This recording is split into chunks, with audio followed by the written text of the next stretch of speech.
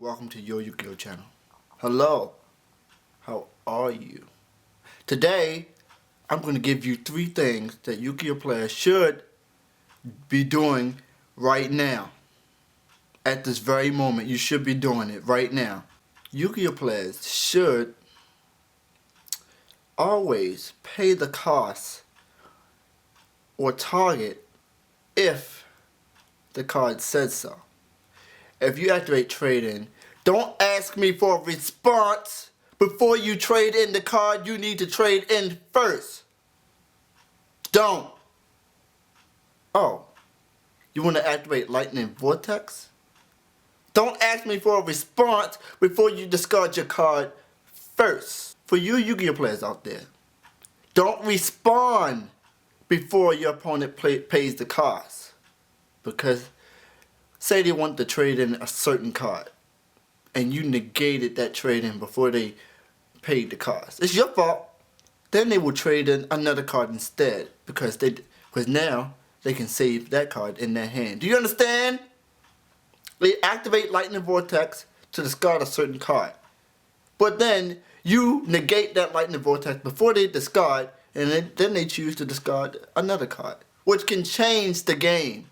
It can cause you to win or lose if you don't allow your opponent time to pay the cost, or if your opponent don't pay the cost before you respond. Yu-Gi-Oh players, if your opponent activate Mystical Space Typhoon or any card that targets another card, don't respond before they target, because now they will choose another card. For example, I was playing this guy, Dark Worlds. He activated Dark World Lightning. We waited. I had one face down, he had one face down. And I assumed that he was targeting my face down, which he absolutely was in my mind. So I said, chain. He said, okay. Then he targeted his card. And, everyone was watching the door and it was like, huh, what? We know he was going to target my card, but of course, he waited. He took a long time to respond. He took more than enough time to respond, and that made me assume he was targeting my card. And then when I changed, and then he said target his card, I still won the duel. I was cool. I was fine. It was my fault. You have to know, what are you targeting, sir? What is your target? What are you targeting? You need to ask those questions. Dueling etiquette is important. Yu-Gi-Oh players need to wait for responses, ask for responses, make sure your opponent pays the cards first. And if they target a card, don't respond until they do. I see so many Yu-Gi-Oh players lose because of that. Dude sacrificed Vakaios the Shadow Monarch and activated Bottomless before his opponent targeted. You've seen that before, and guess what? The opponent targets another card. Well, I didn't target, so activate that. You're not supposed to. You're supposed to wait until they finish targeting. So, another thing. When it comes to trading, if you're going to locals, you need to look up your card prices. I know sometimes you don't look, sometimes you just forget. Things happen, understood.